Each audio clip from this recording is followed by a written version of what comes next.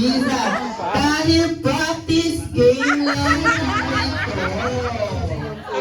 Kailangan po palinisan, hindi po papaganan. Kaya naman for our last player din po, after i-spell ang lahat, ay puputukin at logo at isisigaw ang ating magic word. Kaya so kung sino po ang mauunang sumigaw ng magic word at maputok ang logo, siya ang Winner! At yung sino naman po ang matatalong team ay merong pong consequences. Ayan. So, kailangan talagang galingan natin. Ayan. And then, safety reminders lang din po. Meron tayong mga shoes. Ayan. Kaya makakadaba po sa atin. Pwede po natin silang bugalin. Okay, kaya naman kung ready na. And 1, 2, 3. Okay, pila na daw po ulit. Okay. And 1, 2, 3. Go!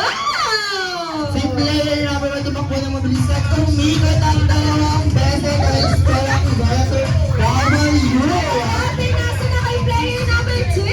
Pumikat ang dalawang beses ay sobrang bilis at tinispell ang logo. Kay player number 3. Ay, umikot ang dalawang beses at tinispell ang W. Ayun na kay player number 4. Ay, sobrang bilis. Umikot ang dalawang beses at tinispell ang exclamation code. Ay, mga player, nasa na po tayo umikot ng dalawang beses. Oh, sabi, exclamation point, putukin ang logo. Happy birthday, Julia! Mami! Puputukin mo pa rin ba ang lobo?